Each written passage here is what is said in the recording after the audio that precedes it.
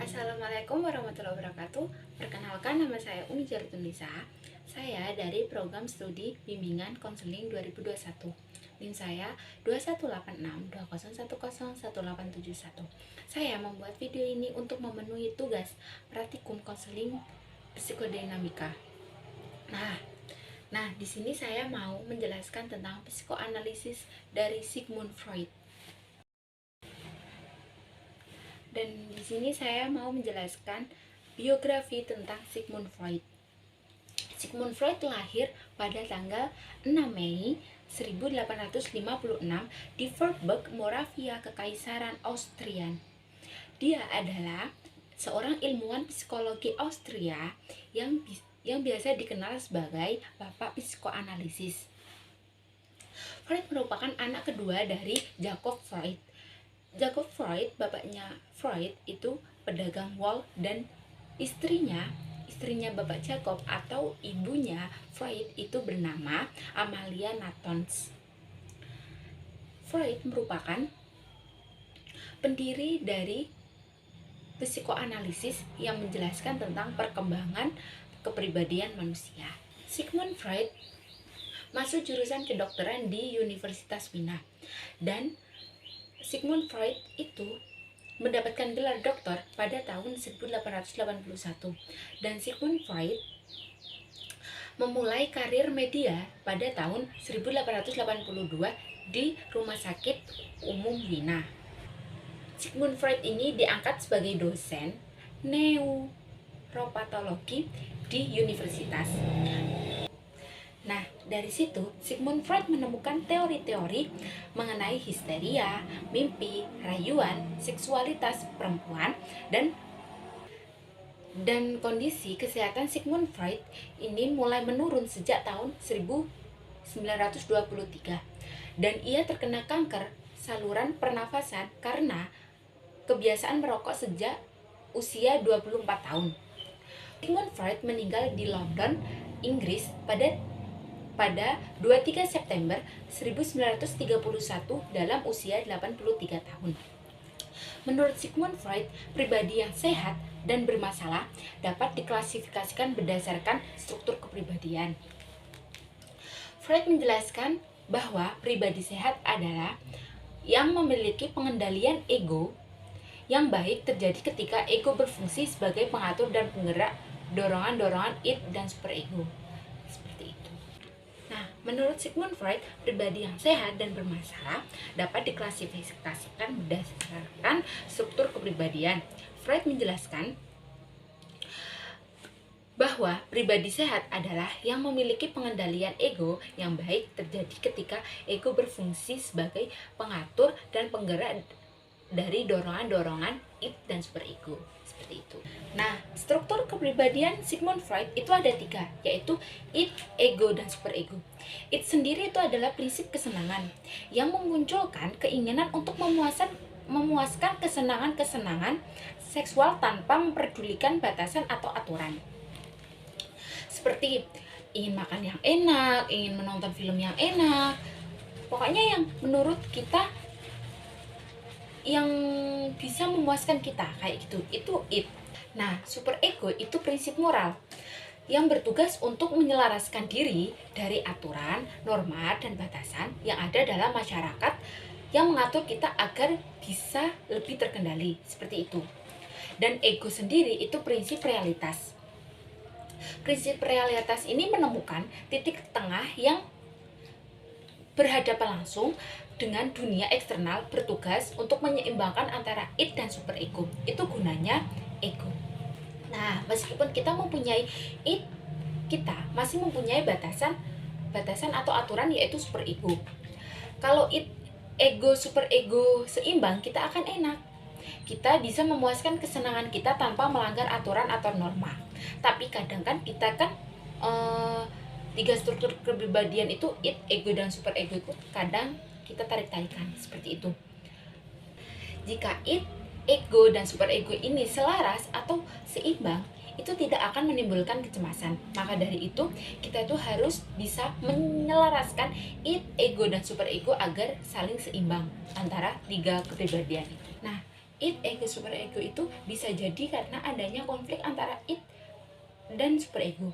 Misalnya gini, kita kesal sama seseorang, id akan mengatakan tonjok aja karena kita kesel, harusnya terpuaskan keinginan kita. Dan super ego itu akan menstopkan itu. Super ego itu akan mengatakan jangan, dia itu adalah teman kamu, tidak pantas bertengkar, dipendam sendiri aja, kayak gitu. Akhirnya diperlukan satu struktur kepribadian lagi, yaitu ego. Ini akan menjadi jembatan antara pikiran kita dengan realistis dalam kehidupan kita, seperti itu. Itu hukumnya di bawah sadar, super ego itu sadar dan bawah sadar. Jadinya super ego itu ada di dua.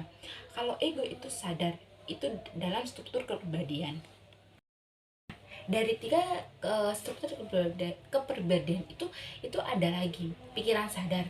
Sadar itu yang kita sadari dan ketahui, yang sedang kita pikirkan atau rasakan, yang bisa kita ingat, seperti itu.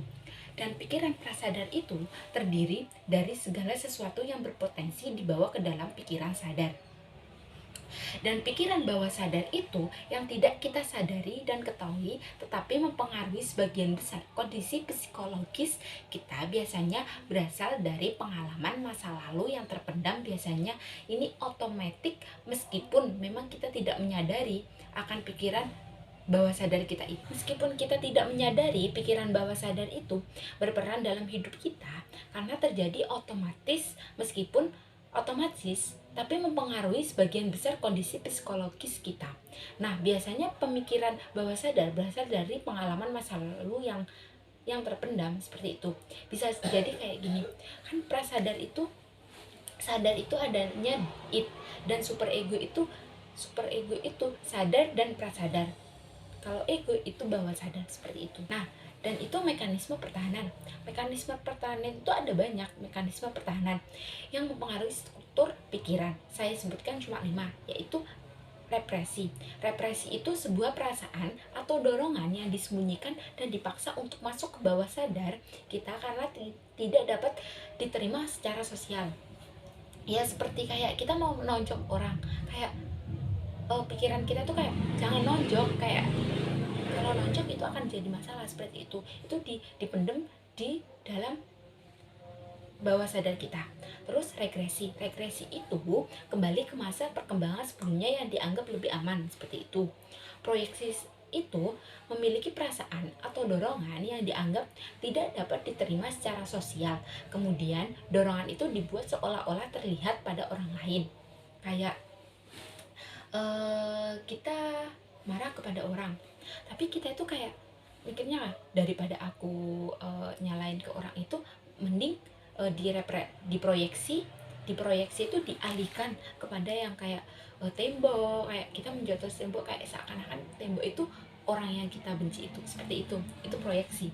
Dan formasi reaksi atau reaction formation, bertindak sebaliknya dengan apa yang ada di dalam perasaan atau dorongan secara berlebihan, seperti itu. Nah, yang kelima yaitu sublimasi. Sublimasi sendiri itu mengekspresikan dorongan dengan cara yang lebih dapat diterima secara sosial, seperti itu.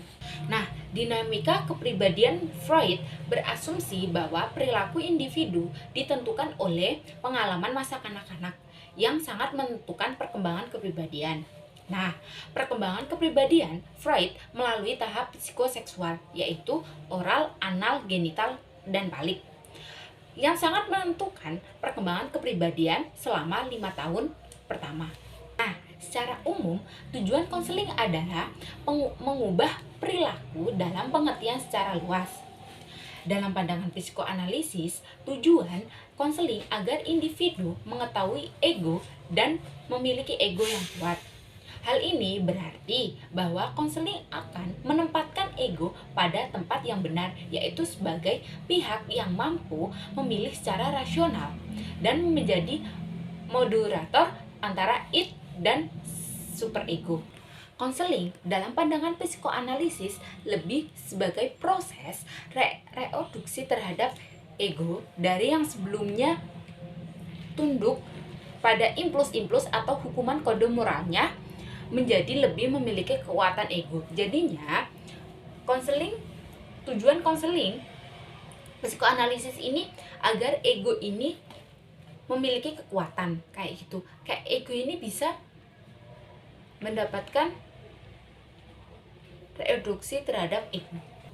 Nah, peran konseling dan konselor dalam pendekatan psikoanalisis ada dua, yaitu aliansi dan transferensi. Aliansi sendiri adalah prakondisi untuk terjadinya keberhasilan konselor. Sejak sikap rasional yang diberikan klien untuk percaya dan bekerja sama dengan konselor. Konselor yang berhasil membangun hubungan aliansi dimungkinkan lebih berhasil dalam proses selanjutnya. Nah, transferensi merupakan pengalihan segenap pengalaman klien di masa lalunya terhadap orang-orang yang menguasainya yang ditujukan kepada konselor. Dalam psikoanalisis, transferensi merupakan bagian yang dari hubungan yang sangat penting dari dianalisis, seperti itu. Transferensi sebagai upaya analisis konselor untuk dalam membantu kliennya membedakan antara hayalan dengan realitas untuk orang-orang yang telah menguasainya. Seperti itu. Jadi, transferensi ini membantu klien mencapai pemahaman tentang bagaimana dirinya telah salah dalam menerima, menginterpretasikan, dan merespon pengalamannya pada saat ini dan kaitannya dengan masa lalunya. Seperti itu. Dalam hubungan ini, konselor membangun hubungan hangat dengan klien dan perhatian sepenuhnya untuk terus menjaga kepercayaan klien pada konselor. Dalam hal ini, konselor menunjukkan keadaan sama dengan dalam hubungan ini, konselor perlu membangun hubungan hangat dengan klien dan perhatian sepenuhnya. Maka dari itu, peran konselor dan konseli itu hanya dari aliansi dan transferensi seperti itu.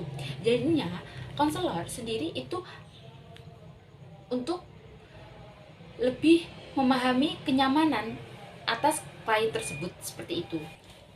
Nah, hubungan terapeutik konseling pendekatan psikoanalisis adalah pusat untuk meningkatkan kesadaran diri, pemahaman diri, dan eksplorasi klien.